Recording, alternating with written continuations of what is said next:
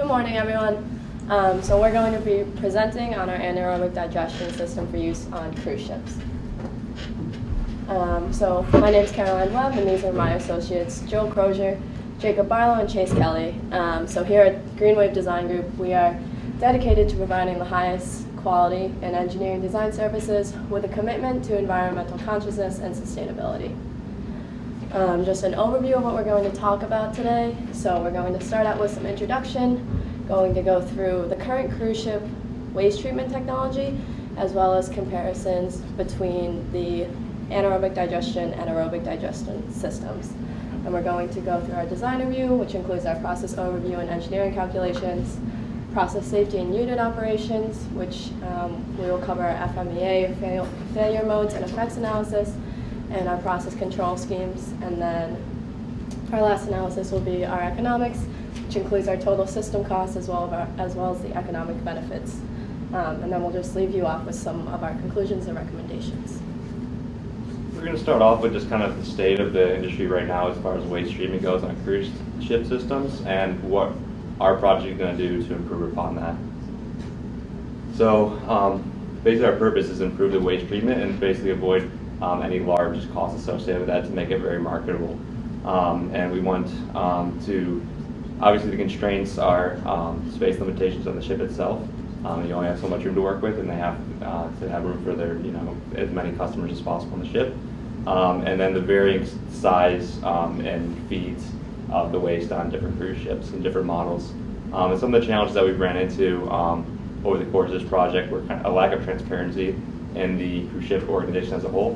They tend to be kind of quiet and not talk a lot about the waste treatment because a lot of times it's not that great. So it's hard to find like hard information on that from the cruise ship companies. And then obviously we're dealing with waste here. As we'll talk about later, we're dealing with also biogas, which is potentially hazardous to human health. So process safety was a big factor and challenge while we were designing the system. So currently, waste treatment systems as a whole need improvement. So the average size cruise ship basically dumps 150,000 gallons of waste into the ocean per week. And there's been studies that the EPA has done and some other people have done that have shown that essentially most cruise ships by and large are not meeting the EPA standards, which in themselves are actually pretty low compared to what you would really want to be putting in the ocean as far as human waste. So our system is improving upon that, a better net feed into the ocean, and also regaining some energy from food and waste. There's the cruise industry is very huge, so any amount of basically public perception that tips towards getting more customers that are environmentally conscious onto your ships can make a pretty large difference. So there's estimated $120 billion total economic impact globally for the cruise ship industry. And there's over 50 new cruise ships scheduled to be constructed very soon, so lots of opportunities for us to implement this system. Basically, it's going to be a little bit more costly up front to make this system, but there's different organizations that are basically pushing more awareness towards these issues, like Friends of the Earth. They had this report card here. They basically rank how different cruise lines are doing. So the cruise line could get a good score on this report card, which is very seen by millions of people per month. Could very potentially shift the market in their favor and completely make up for any investment that they make into the system. So currently, cruise lines don't actually have too many options when it comes to waste treatment. Some of the more advanced cruise lines have what are known as Type 2 marine sanitation devices, or MSDs, and a typical block flow diagram for one of these MSDs is shown at the bottom of this slide. So just very quickly, these Type 2 MSDs start off by screening the coarse indigestible solids out of the waste streams before entering into an aerobic biological treatment step, which reduces somewhat the amount of suspended solids and some of the dissolved compounds in the waste stream before entering into a chemical clarification, filtration, and disinfection step, which then kills off the bacteria before the waste is discharged directly into the ocean afterwards. The aerobic biological treatment system is inefficient for a variety of ways. Mainly, there's not enough residence time for these anaerobic systems to appreciably degrade these suspended solids, and so a lot of the suspended solids remain and then get discharged into the ocean, causing these cruise lines to fail to pass some of these environmental regulations set by the EPA. Additionally, there's a lot of energy input into these aerobic systems for sparging air into the tanks, as well as heating up to the process temperature conditions. And there's no way to reclaim any of this energy from the streams that are created out of the aerobic process, because aerobic bacteria generally create mainly only CO2. And so we plan to replace this aerobic biological treatment system with an anaerobic one, which not only would allow us to increase residence time and increase the solids conversion to decrease the amount of solids as a whole that we would be having to deal with at the end of the process, but it would also allow us to reclaim some of the energy as these anaerobic processes generate biogas, which contains methane.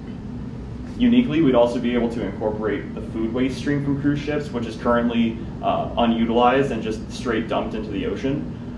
And not only would this allow us to help to mitigate some of the environmental effects of dumping this waste stream, but it would also increase the nutrient availability in our system significantly and allow us to reach higher conversions and higher biogas yields overall. We'd be focusing on installation into new cruise ships, but it's also possible due to the modularity of our design that we would be able to replace current systems in currently running cruise ships with aerobic type 2 MSDs. So now that we've broken down more of the why we're tackling this problem, I wanted to dive a little bit deeper into the background about the anaerobic digestion process and transition into comparing this with the existing systems.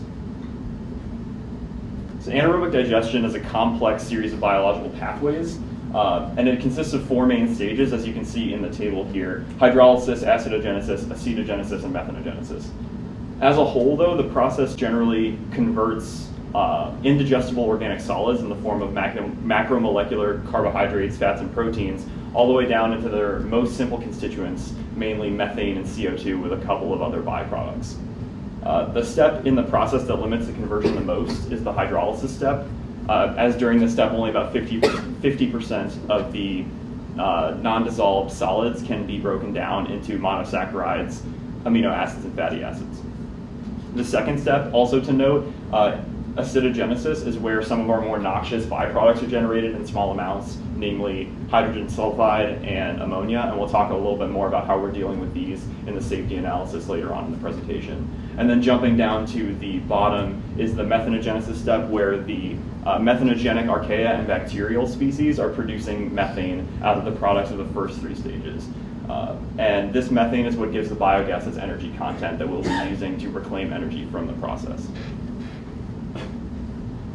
So when we stepped up to try and design our anaerobic system, we wanted to look at what current systems using anaerobic digestion already existed and how they implemented it.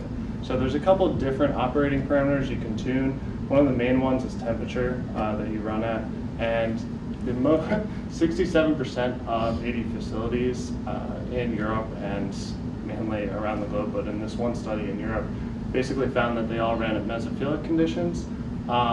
And within this report as well, 93% were single stage. So these are 2 of your biggest operating conditions that we also decided to follow.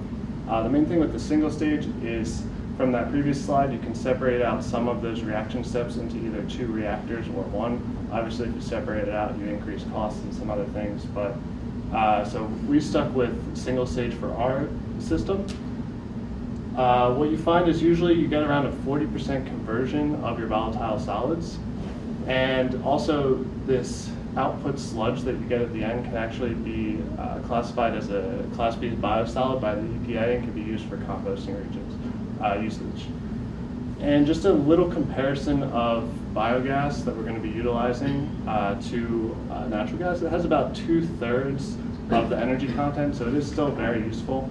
And as you can see over on the table on the left here, it's primarily methane at about 50 to 75%, and then some CO2 and some of the smaller products that we'll get to later.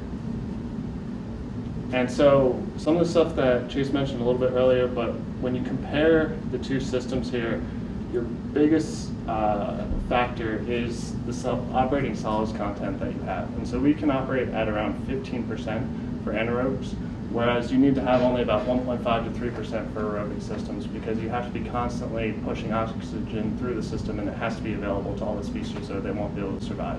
So this drastically reduces the volume of our reactors that we need, which is basically your biggest limiting factor in the system. So we can utilize the full 15-day residence time and get that entire 40% solids reduction, whereas current aerobic systems can only get about a 1-day residence time and basically very little solids reduction from that. A couple other things in here that we mentioned was the energy reclamation, which we'll get to a little bit further, but from our system you can actually get upwards of 93% of the operating energy required for the whole system from burning the biogas. Whereas in aerobic systems, you don't have any of that source that you can use. Okay, sorry. I'm going to talk a little bit more about the details of our green wave system now that we've gone through the background of anaerobic digestion and how that compares. So, as Chase mentioned before, we are solely replacing the biological treatment in the standard MSDs that are currently in use in the industry. So here is our process flow diagram. So basically what is going to happen is the foods and waste streams will come in and combine, and they'll be run through what is called a strain press, which is commonly used in the industry. And this basically dewaters to help concentrate our solids content, as well as filters out large particulates which can be stored and removed from the slurry. And then any excess liquid is transported to the existing liquid processing facilities aboard the ship. After the strain press, it goes into a holding tank, and within the holding tank is also a homogenizer, because this is one of our main concerns. We want all of those solids to be broken up before they reach the reactor complex. After the holding tank, they're sent to our reactor modules. So one of the aspects of the design that we wanted to focus on was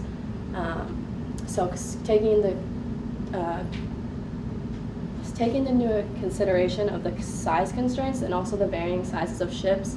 We wanted to come up with a design that was a little bit flexible in the reactor volumes. So that's what we did here. So a single module actually is comprised of one reactor and one following screw press separator. For the average cruise ship, you'll need 6 of these modules, but that can vary depending on the needs of the individual cruise ships. So after entering the reactor complex, the digestion basically sits there for 15 days while the bacteria do their work, and then the biogas is sent to a compressor, which goes to a biogas generator, which is a combined heat and power, as we stated, to allow for that energy reclamation.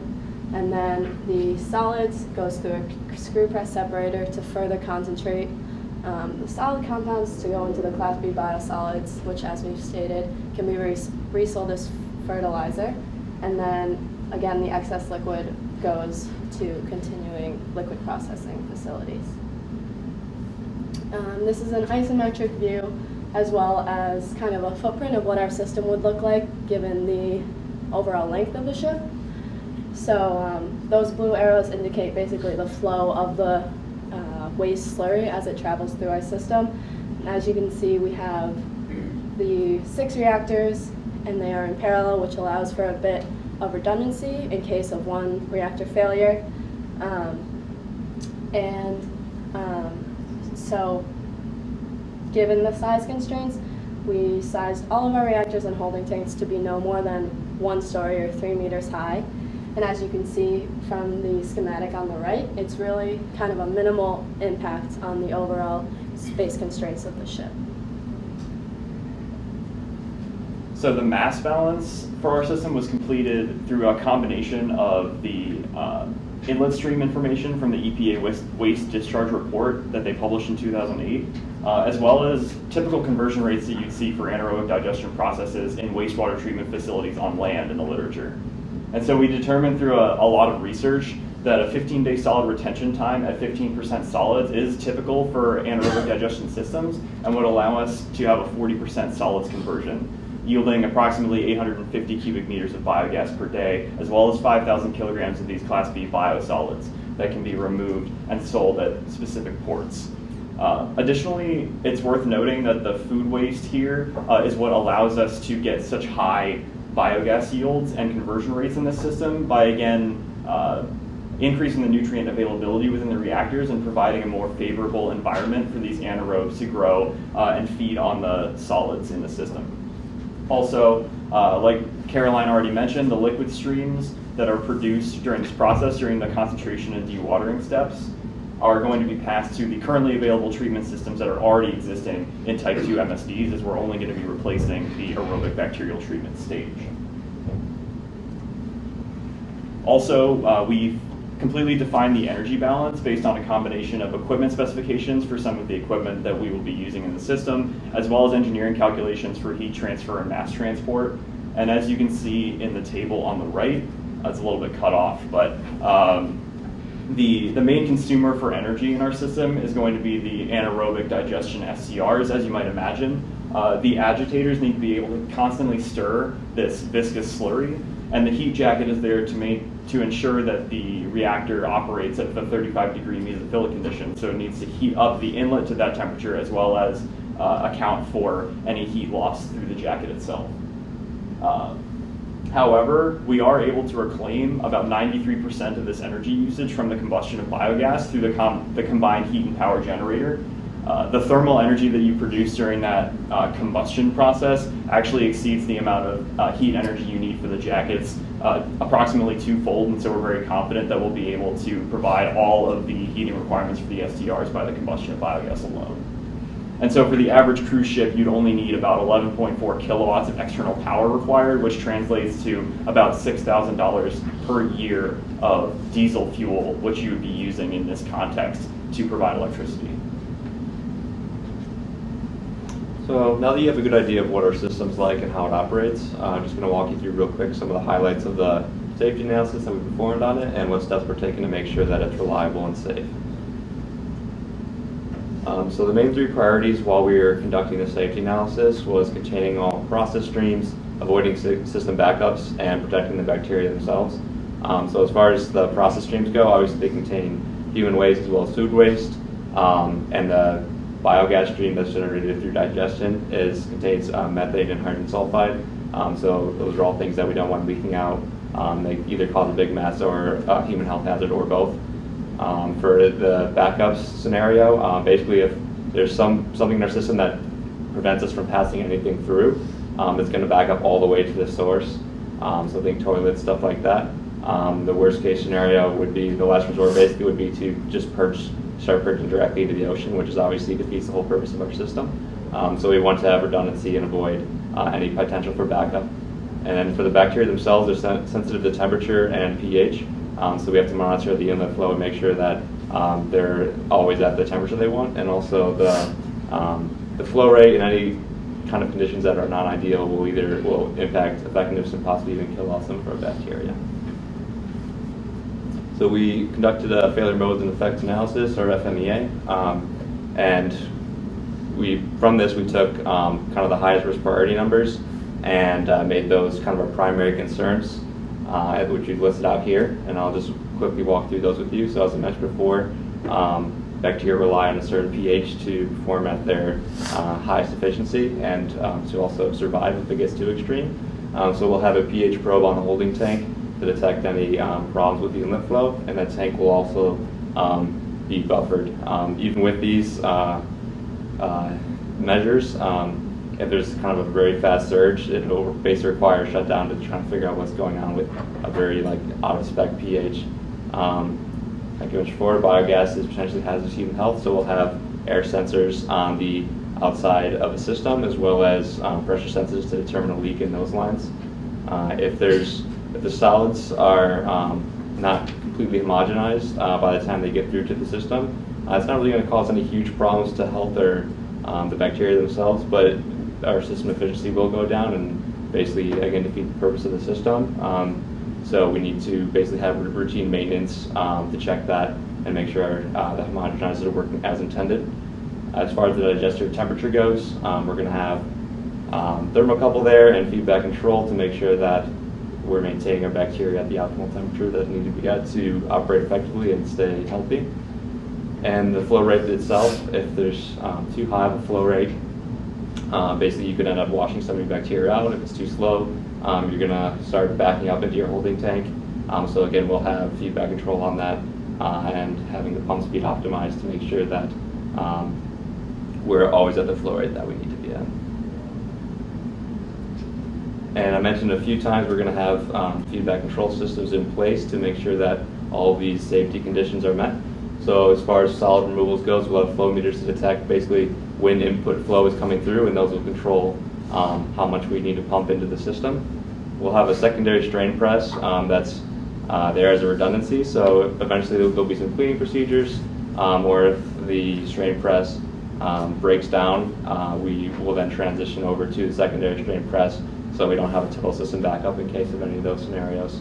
And there's also turbidity and pH sensors to monitor the quality of the input feed and make sure that we're able to handle it, and level sensors on the digestion tanks and holding tanks to detect if there's any kind of abnormal backup in those tanks.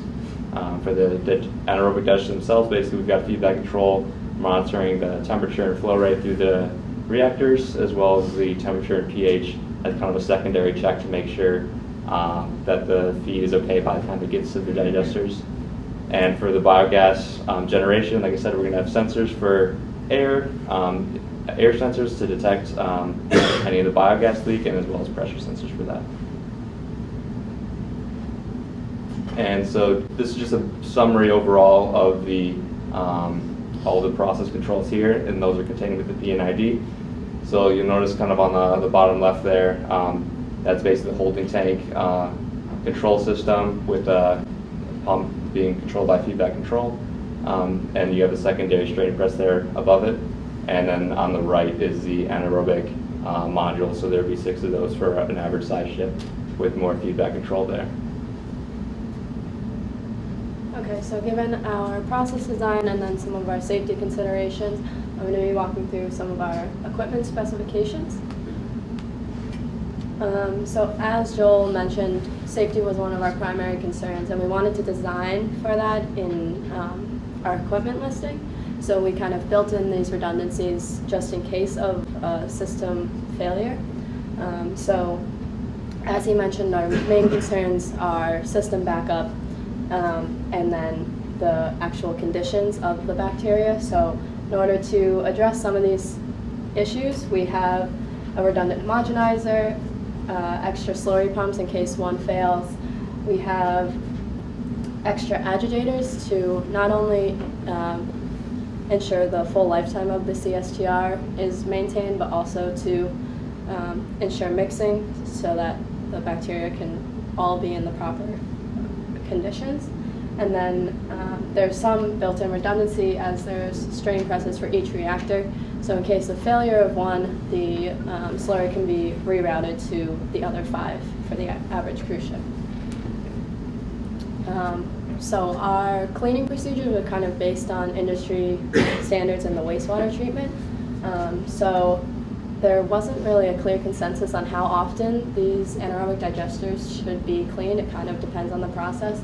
But there is agreement that the accumulation of indigestible materials can lead to decreased system efficiency and equipment wear down. So we want to avoid those. As I mentioned, we have semi-redundant systems, so we can isolate cleaning to avoid total system shutdown.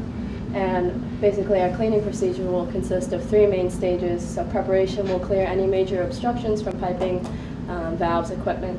And then draining will remove all liquid from the system as well as any remaining sludge. And washdown will be comprised of high pressure water flush both within the reactor vessels as well as all the subsequent equipment. All right, so now we're going to take a look at the economics of this system. And so we start with some of our capital costs here. And we have the bigger equipments listed, and you'll see that the reactor vessels pretty much make up the majority of our costs. And this is actually something you can consider when trying to compare this system to the aerobic systems. And current aerobic systems have about half the size of the reactors. And so it's hard to get actual costs on the current systems, but you can approximate them at around 50% of what our values are here.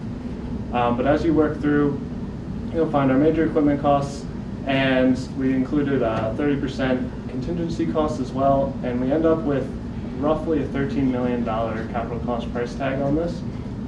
In comparison, this is about 1% of what the total cruise ship usually is costing these companies. As we move over to operating costs, we have both our variable cost of production, which this is mainly our energy required to keep our system running. As we mentioned earlier, we save about 93% of the energy that's used for this, and that saves us around $88,000 per year if we weren't using the biogas utilization. And on the side of the fixed cost of production, we have 3 shifts with 1 employee per shift at around $55,000 per year. One thing to consider with the employees is that this is in a environment where there are also a ton of other employees all around, and so you don't need as many people working just on this system at all times. And we also assume maintenance at around 4%, which actually comes up being a pretty large amount, and most of the costs of our operating costs here. And the tax and insurance at around 2%, which puts us right under $1 million per year for our operating costs. Some other considerations on potential economic benefits that are harder to put exact numbers on for our system.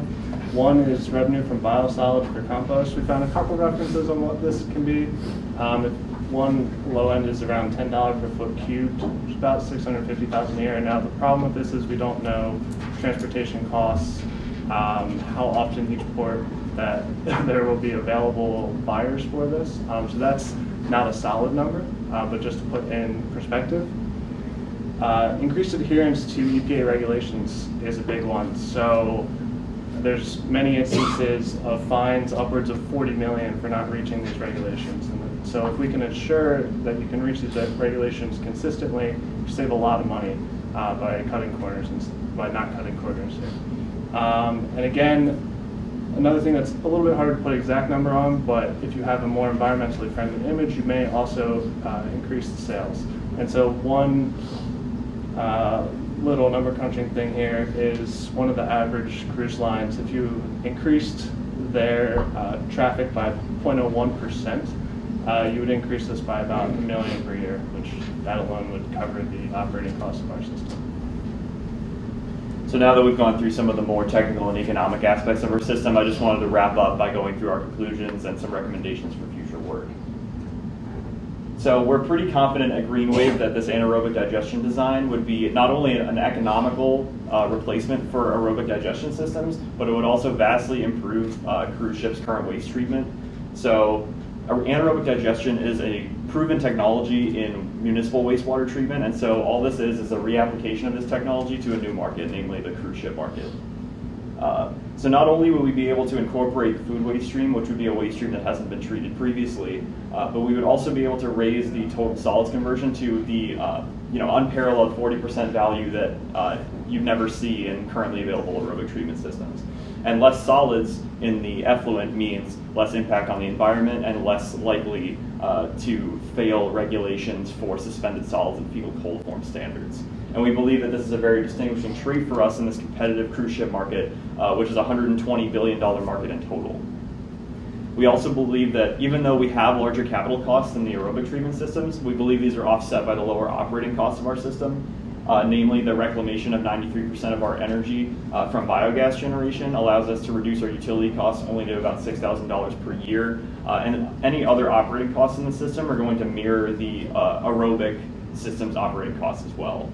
Additionally, at the right market, at the right port, sale of these Class B biosolids would provide an additional revenue source to help further defray some of these operating costs. And although we're very confident about the research and development process that we did on this anaerobic system, we believe that pilot scale testing is advisable and necessary to make sure that we have the right detailed design parameters.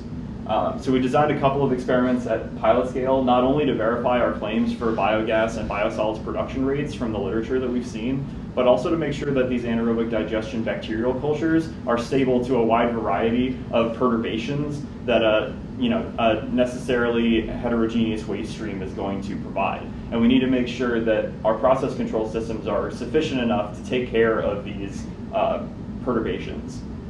And We believe that the testing conditions for these pilot scale experiments need to mimic as closely as possible the actual waste streams that we would be dealing with on cruise ships. So not only would we like to place our system, our pilot scale system, on a cruise ship, but we would also be able to simulate waste samples by contacting cruise line companies to acquire more detail about the composition and flow rates of their waste streams per ship.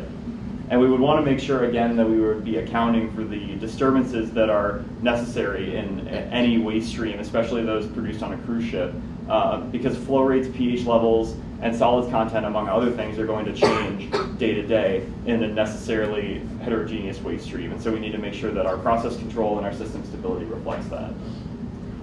Now, from our group here at Greenwave, we want to say thank you for listening to our presentation. We hope you've enjoyed it. And if there's a couple things that you would take away from this, if anything, it's that we have unmatched treatment of the waste streams on cruise ship lines, 40% solids reduction versus very minimal from current systems. We have very efficient operation by utilizing biogas, extra revenue potential from sales of our Class B biosolids, and our flexible design will make sure that your system is up and running at all times for efficient use. Thank you.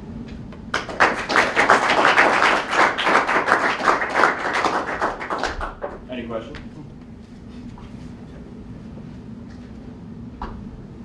Sorry, I know it's obviously going to be a much smaller market. You were mentioning that you would want to do like a pilot scale. Have you guys thought at all about like a much smaller scale system for use on smaller vessels, maybe like yachts or something like that, where these people are still dumping or holding the waste, but typically I guess you wouldn't be getting fined personally for that. Yeah. Right. I mean, it's an interesting idea. I think the only issue with that might be that the waste streams might be actually too heterogeneous and they would fluctuate on a small vessel much more so than they might on a large vessel, I would think. Just based on, probability, central limit theorem, as you increase the amount of people, you're going to, approach some standard value for all of these parameters more closely. But that is an interesting idea to put forward. I think also at a much smaller scale, it's already going to be a huge investment for a company of this size.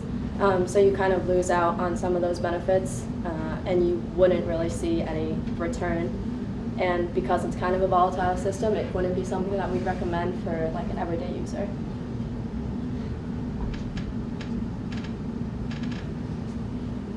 You're going to utilize the food stream, but you have a food stream going straight into a screen press. Do you have to do some sort of treatment so that, I feel like food streams are typically fairly particle heavy because it's food. Yeah, I mean, I definitely agree with that. The screening process for the stream press is more just to remove much larger solid content, imagine a plastic fork in the food waste stream or something that's indigestible. Otherwise, the screw press within the stream press is actually going to help to start to homogenize that food waste. It's really just to remove any extremely large things before they enter into the reactor to mitigate the fact that these waste streams are not entirely monitored all the time. People can dump whatever they want into these things, so you have to make sure that it's respecting that. I think that's pretty much all it's going to be used for. It's not going to be filtering out any of the food itself, as long as the pieces of food are small enough or digestible enough. Yeah, it's also necessary to get the right solids content going into the digesters. I had a question sort of related. I think in your process flow diagrams you had two liquid streams, right? And you mentioned that you would utilize the existing liquid stream process to clean those liquid streams. I think the first one made a lot of sense, right? That you wouldn't have anything other than what currently would be used.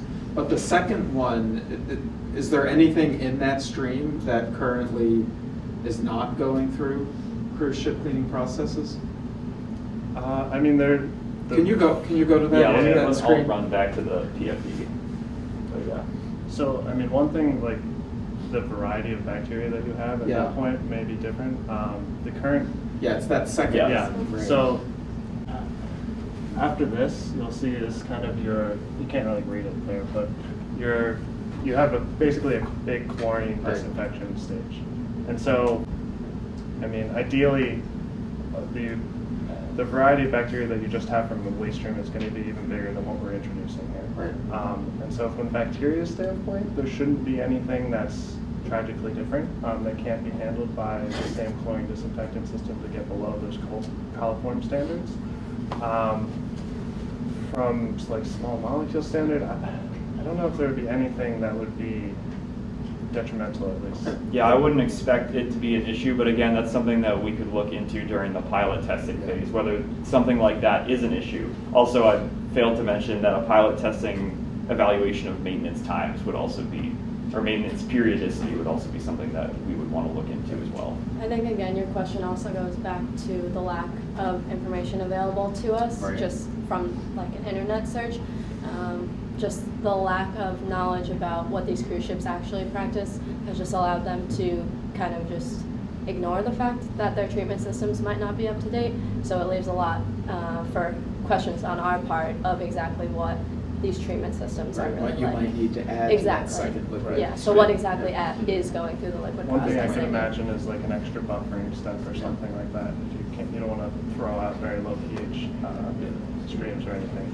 The other question I had, and I don't know if you tried to look into this, but obviously you mentioned a big advantage of this system is to get the customer who's very concerned about the environment to buy tickets on this particular cruise that has this.